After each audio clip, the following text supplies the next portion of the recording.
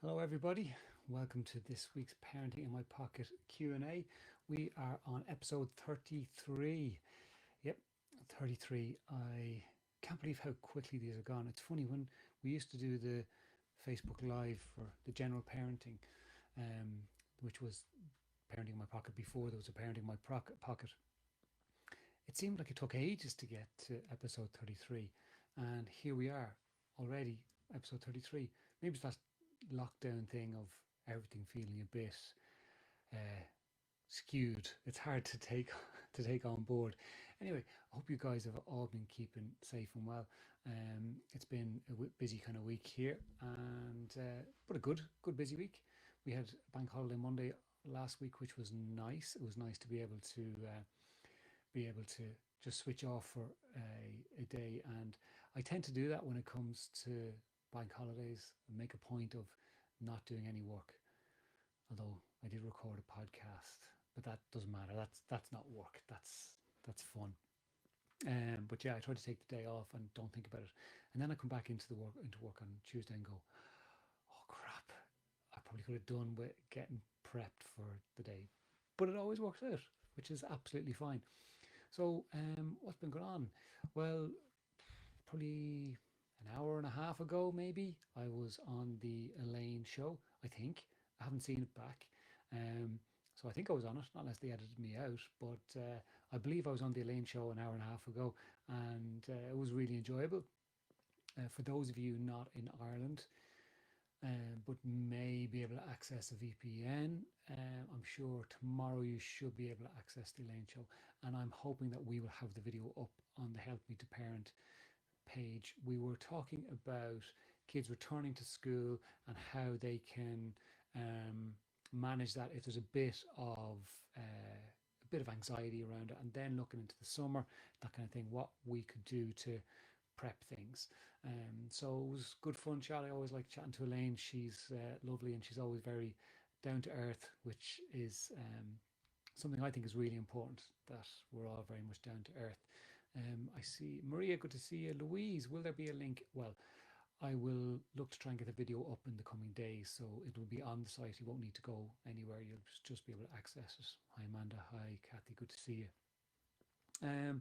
Today we've got two questions that we will be dealing with, and what else? Yeah, the motivation interview. So the first one went up last Friday with Dr. Mary O'Kane, who is in the same field as me. She's a lecturer. Well, I'm not a lecturer, obviously, but she's a lecturer in early years and parenting, and she's just released her first book, which is a really good book. I'm getting through it.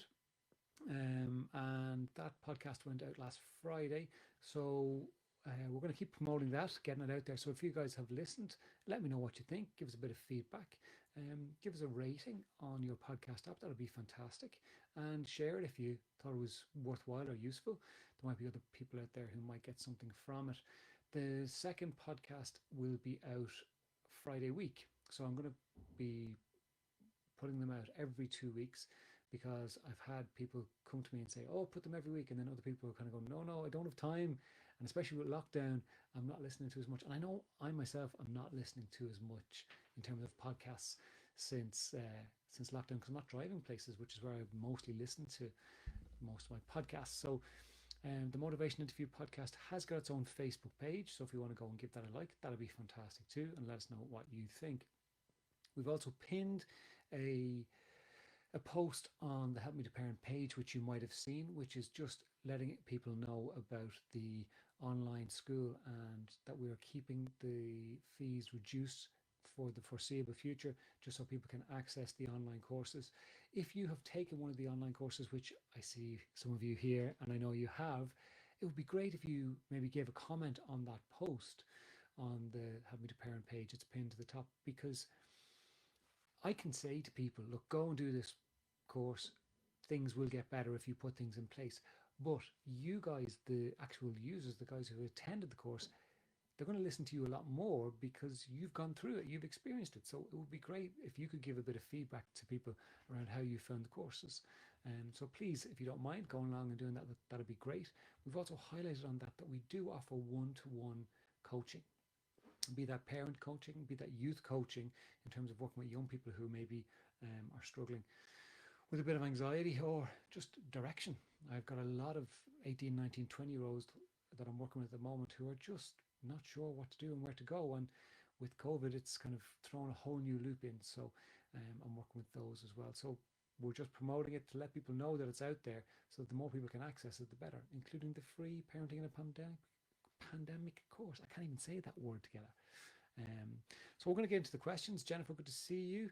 And yeah, let's just crack in. My daughter had a competitive event this weekend. She did well. And I saw a lot of other parents who had no idea what was going on, expecting someone to hold their hand instead of reading the email that was sent out, and scolding their kids for not doing well when they actually did do pretty well overall. If your kid or kids are involved in an activity, competitive or not, that you don't already understand, is it your responsibility or duty as a parent to learn about it, or should you rely exclusively on the coach instructor to proactively tell you everything? So there's a bit more of a context with that one. Um,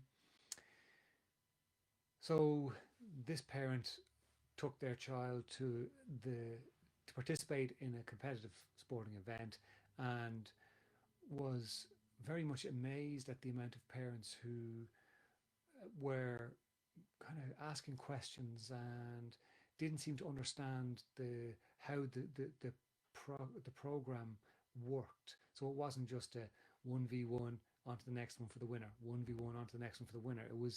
It wasn't particularly competitive, but it was competitive, and they found themselves a bit frustrated because they were saying, well, it's our responsibility to actually learn about our children's activities, engage in it, and try and understand it. And the question came about that way. So, is it our responsibility, and should we be the ones making the effort, or should we just leave the coaches to it? So, there's a few little nuances in this.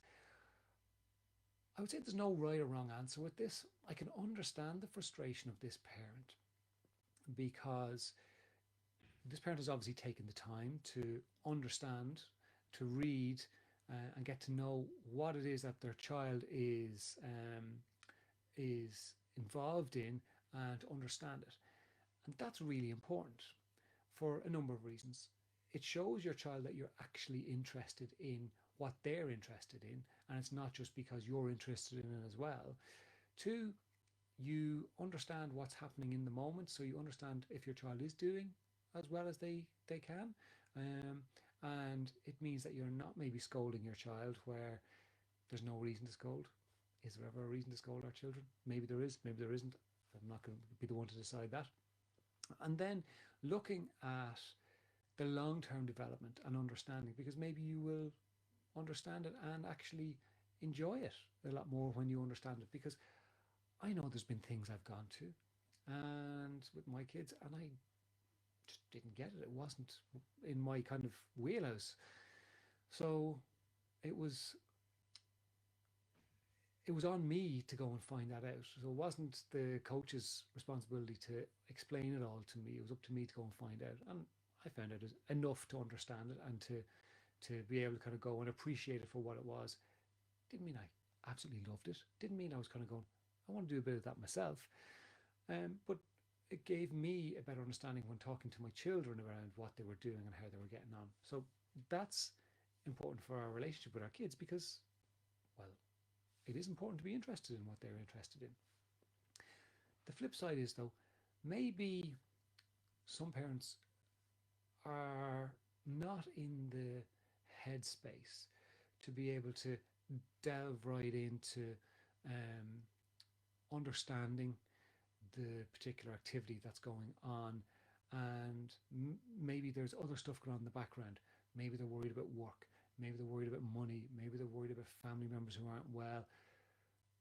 It could be an array of things that we aren't aware of and that we don't know about, and is ultimately none of our business. And a lot of the times when we see children getting scolded, it can cause a reaction in us, because we're kind of going, hold on a minute. And conversely, if we see children misbehaving and not being held to account by their parents, that can cause a reaction in us. But none of us know what's going on, and it may not be any of our business. So when we talk about our own sense of self worth and our own sense of happiness and contentment, the first thing I say is that we try to get it back in our own control. So we'll see things that frustrate us, but ultimately we have no control over it. So as a parent, you have no control over whether other parents actively take responsibility or interest in their children's activities.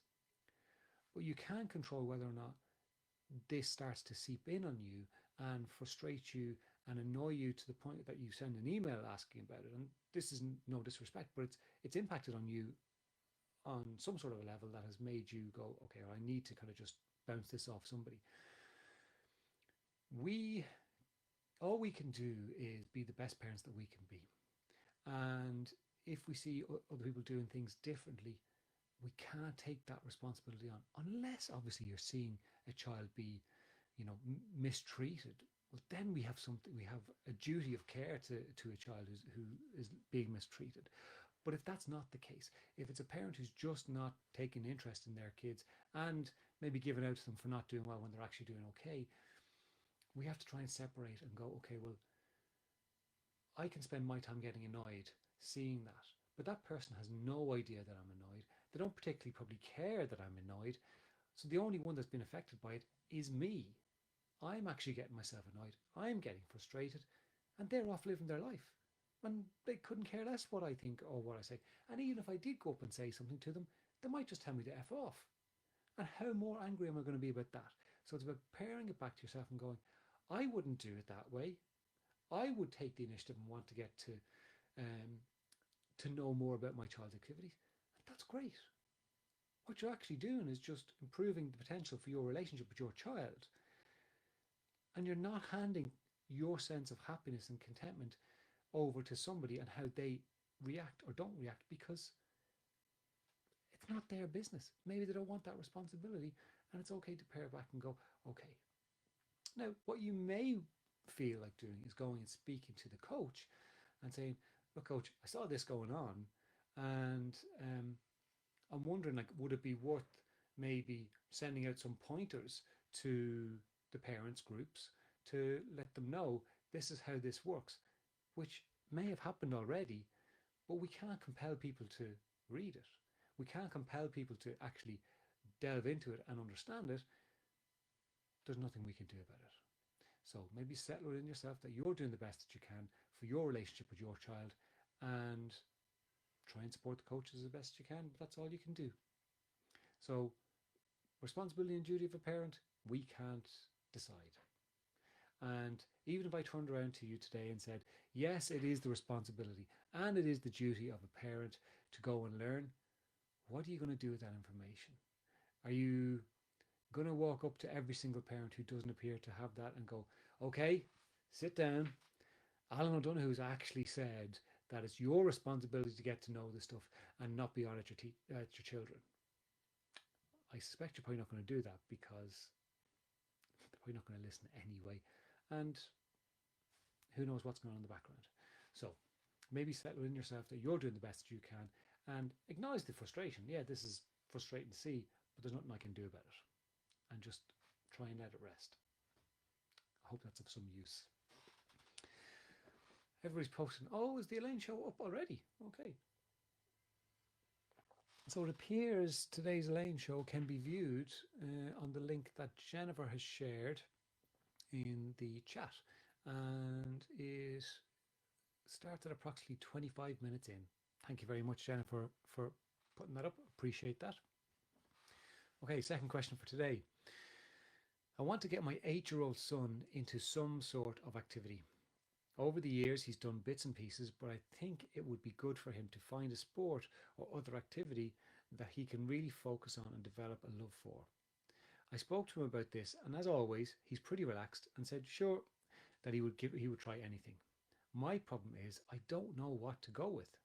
He's into playing with his friends outside, but not into any particular sports. He enjoys drama in school, but I don't know which is the best youth drama class to put him into. Also, with the restrictions, there are sometimes some things that aren't back open yet. I'm a bit frazzled with it all. Can you please help? So here we have another sport slash activity question. And in relation to this one, I completely understand where this parent is coming from. At kind of 8 years of age, this is when kids really start to get into um, exploring other activities, and they're no longer a little toddler, they're not a child, they're in school, they've got friends, and it sounds like your kid is just chilled. He's just like, he goes with the flow, probably just plays with his mates and is happy out doing whatever. And probably if you took him to 15 different activities, he'd probably come back going, yeah, I enjoyed that. Yeah, that was good. Yeah, it was really good. I enjoyed that. Yeah, I'll keep that going. And you're going, oh my God, there's 15 of them. What do I do now? So there's a couple of things I'll pull out from the question. Um, Firstly, I want him to find a sport or other activity that he can really focus on and develop a love for. You've no idea what he's going to develop a passion for. You've no idea if he's going to go and do something, and he may love it for the next year. He may love it for the next 10 years and then hate it. The purpose of getting involved in activities is engagement with other young people, learning about life, learning about teamwork, learning about getting hit and knowing that you're going to be okay, learning that you have the ability to manage situations, learning that you have a part to play in something. And I think it's one of those things like activities, be it sports, be it drama, be it whatever, they teach us so much about ourselves and a sense of self-worth. So ultimately, what I'd say to you is, it doesn't matter what your son goes into. I would suggest pick two, maybe three if you have the time and the inclination to take them, but pick two activities, maybe a sport and maybe drama, and look at his friends. What are his friends playing? Are his friends playing a sport? Are they playing football? Are they playing hurling? Are they playing soccer? Are they playing badminton? Are they playing tiddlywinks? Whatever. Look and see what his friends are involved in and get him involved with a team with his friends, because he's just starting out. So he's not going to be going and with a view to, this is going to be my profession, this is going to be what I do long term right now. It's just about playing with his friends and hanging out. And he's more likely to stay involved with it if his friends are involved. Now, he will develop new friendships through it, but maybe that's your starting point. What teams are your friends playing with? You might come back with three, and you go, well, okay, pick one, and let it go to him. And he might go, I don't mind. He said, well, you just pick one. And then if he doesn't pick one, you pick one for him and just go with it. And then if he enjoys the drama, get him involved in the drama club. It doesn't matter which one, because each drama club is going to give him a bit more of an understanding and a confidence building. Plus, what defines good and bad? What defines better than others? Well, you're only going to find out if you get your child into it, because what may be good for you and your child might be the complete opposite for somebody else. So people will say to you, oh, don't put them in that one, or don't put them in that one. But that could be just their experience. And your child might go into it and absolutely love it. So pick two, maybe three if you want to, but start with two. And probably because of restrictions, there are probably challenges anyway. But pick one or two, just go with it. Just go with it. And look at doing it right. We're going to do this for a year and see how he gets on. And if he develops a passion for it, fantastic. If he doesn't matter. At least you've tried something. He will find something that he loves or that he enjoys, and he'll get there. And maybe he might find something totally different when he's 15 or 16. That's okay too. But take the pressure off yourself. You don't need to decide, because the outcome is not what's important. You want him to find something that he love and that he can get into for a long, long time. But that is outcome based. Maybe just taking part is actually the most important piece. Maybe just getting friends is the most important piece. I loved that I played sports as a kid. I loved that I went to the schools that I went to as a kid because it introduced me to so many different people that I can. There was a guy came to change the boiler in our house, and he was the brother of a guy who was in my class, and I haven't seen him in years. It was great, and that's all because we had that relationship and we had a chat about it. We have those relationships that are really important. They're not based on our ability, they're just based on getting to know each other through the different activities. So take the pressure off yourself. Just go with something, preferably with that one that his friends are involved in, because he's more likely to stay involved in it. And secondly, something that he enjoys. And you've already said he enjoys the drama in school. Let him go and give that a go, and just pick one. And if it doesn't work out, you change. It's not the end of the world if he doesn't like it. You'll be fine. He'll be fine. It'll be okay. But just take the pressure off yourselves. He sounds like he's a pretty easygoing kid. He'll probably enjoy whatever he does anyway. All right, that's us for this week. 33 in the bag. I hope you guys have a lovely week. Please do go give us a little rating. If you've done one of the courses, just pin it up. Jennifer, thank you for sharing the Elaine show. I will be popping that up on later in the week. And take care of yourselves. Be compassionate to yourselves and the people around you. Have a lovely week, and I will chat to you soon. Goodbye.